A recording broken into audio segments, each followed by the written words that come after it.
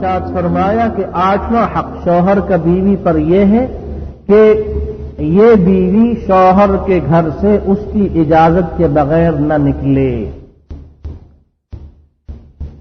عورتوں اور بیویوں کے لیے اللہ کا حکم سورہ احزاب کی آیت نمبر 33 میں ہے، وَقَرْنَ فِي بُيُوتِكُنَّ، اپنے گھروں میں قرار پکڑو، یعنی فرمایا کہ جلسنا، بیٹھی رہو۔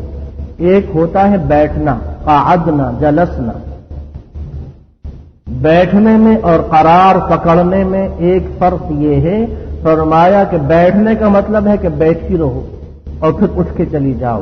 لیکن قرنا، قرار کا معنی ہے کہ تم نے مستقل ہمیشہ ہر وقت گھر ہی میں بیٹھنا ہے، گھر ہی پر بیٹھنا ہے۔ اور فرمایا کہ دوسرا معنی اس کا یہ ہے کہ بیویوں اور عورتوں کی جو اصل جگہ ہے وہ گھر ہے، قرارگاہ وہ گھر ہے، دفتر اور حکومت اور سیاست نہیں ہے بلکہ گھر ہے۔ وَقَرْنَ، اور قرار پکڑو، فِي بُيُوتِكُنَّ، اپنے گھروں میں، وَلَا تَبَرَّجْنَ تَبَرُّجَ الْجَاهِلِيَّةِ الْأُولَى، جاہلی زمانے میں اسلام کے آنے سے پہلے بن سنور کے تم میلوں اور بازاروں میں گھومتی پھرتی تھی، اسلام نے اس کو ختم کر دیا۔ تو عبداللہ ابن عمر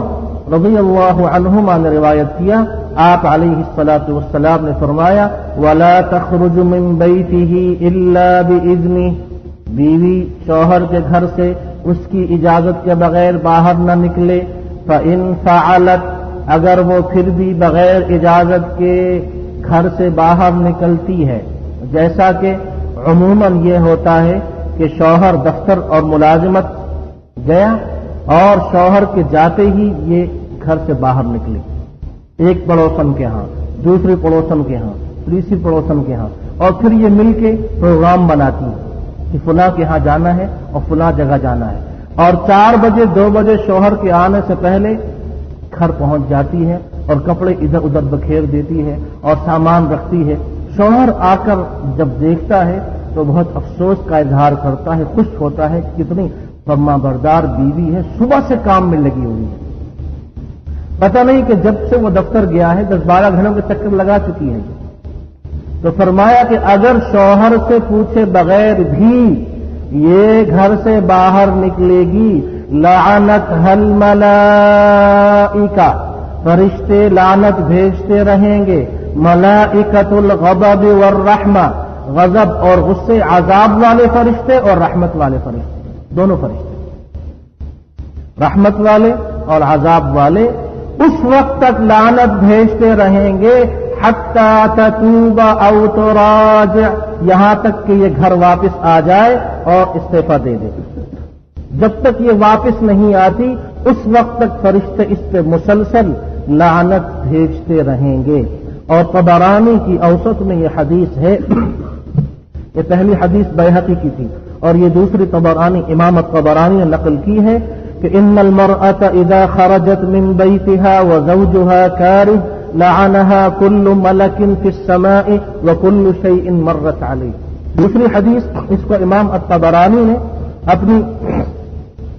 معجم اوسط میں نقل کیا۔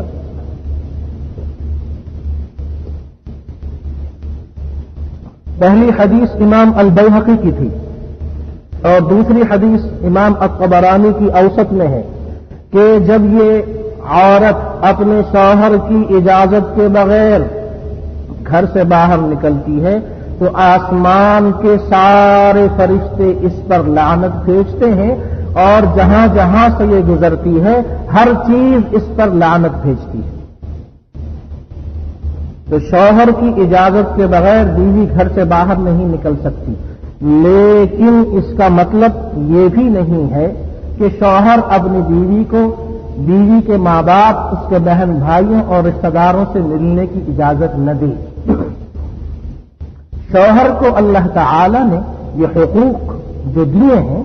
اس کا مطلب یہ ہرگز نہیں ہے کہ وہ فرعون بن جائے، جبار بن جائے اور وہ اپنے ان اختیارات کا غلط استعمال کرے۔ تو وہ